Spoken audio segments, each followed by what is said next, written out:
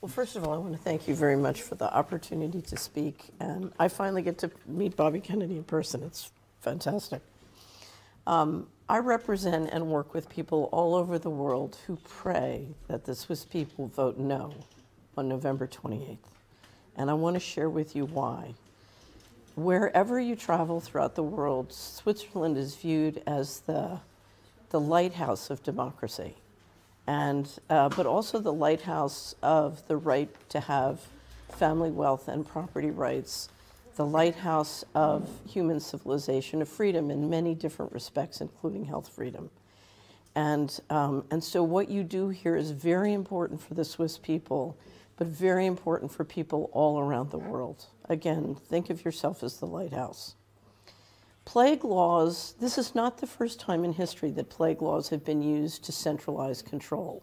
Control of transportation, control of labor, control of banking and bank accounts, control of all the different kinds of capital that make up human civilization.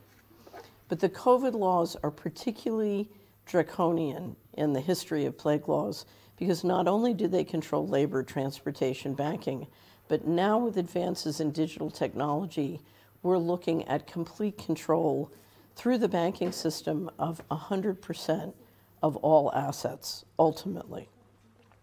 So what happens here? For many, many years, most of us have grown up in a world in the Western democracies where we have a balance of power between the bankers and the people.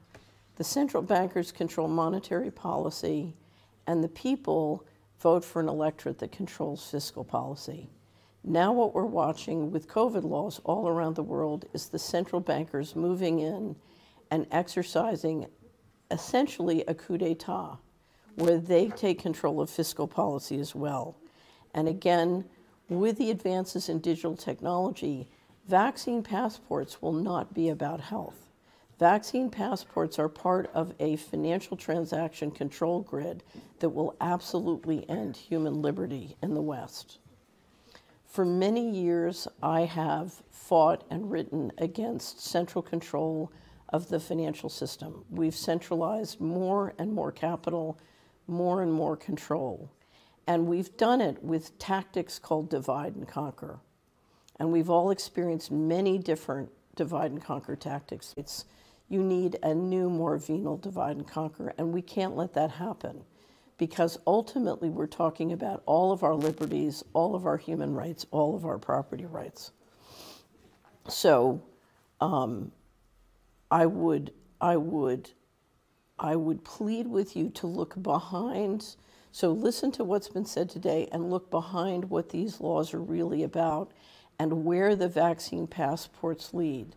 The vaccine passports, along with the digital control system, are the end of human liberty in the West. And as I said, this referendum on November 28th will be a very important signal to the world as to whether the most educated and intelligent populations in the world can see through the ruse of the plague laws into what is really happening and step up to protect our rights and the future of human civilization. So this is not about democracy versus fascism. This is about freedom versus slavery.